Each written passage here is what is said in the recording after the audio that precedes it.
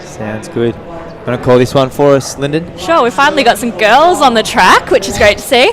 So lining up in our women's D800 is Roxy Phipps of Box Hill, Celeste Mucci of Williamstown, who you may know from the Com Games, Amy Lane of Western Athletics, Ruby Crisp of Ringwood, Ella Stiles of Geelong Guild, Emma Wilson of Yarra Rangers, Catherine Foley of Box Hill, Georgia Muller of Western A's, Emma Spiteri and Isabel Young of Athletics Essendon, and Grace Flanagan as an invitation athlete. And they're already off down the back straight, and it looks like we've got a group of about 4 who have started to break away. So it is Georgia Muller from Western Athletics who's taken out that early lead as well, Lyndon. Good eye, good eye.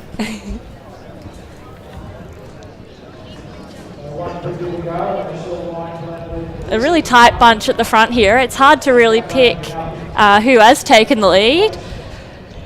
Running pretty wide on the bend as well, as you mentioned before.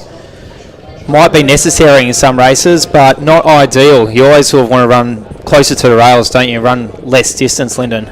Yeah, I'm not particularly good at that myself, so I can relate to these girls running a bit wide. But it looks like one of our Box Hill athletes who takes the lead at the bell as we go through in about 71 seconds. Which is a pretty good split if they're heading for a PB. Amy Lane does take on the field though and make her way to the front with about 350 metres to go. Yeah, and they head down the back straight in single file.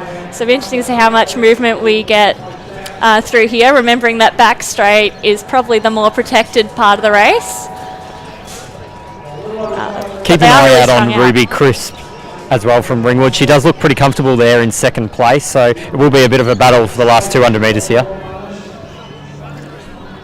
So Ruby Crisp in second, Lockie's pick. Keep an eye on her as she makes her way on the shoulder of Amy Lane as they pass the pole vault mats, and nudging just ahead of Amy from Western Athletics as they enter the front straight. So it's Ruby Crisp from Ringwood, Amy Lane from Western Athletics, the young athlete from Box Hill, and Catherine Foley to round out the top 3. Amy Lane is not done just yet. The experience is showing. She's bided her time, just waited, let Ruby do her thing, and is nudged towards to take out this women's D800 in a time of 2 minutes and 25 seconds. A few seconds clear of her PB as well, if you don't mind. Oh, got too distracted watching who was going to get that win, and I forgot to even look at the clock.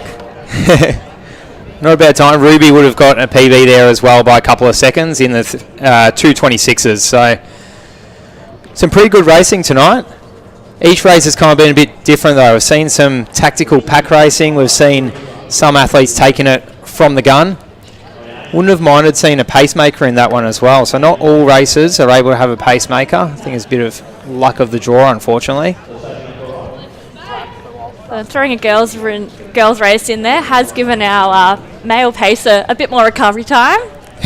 So we'll see if we'll have him back for another race. He actually does look like he's there talking to the boys at the start of the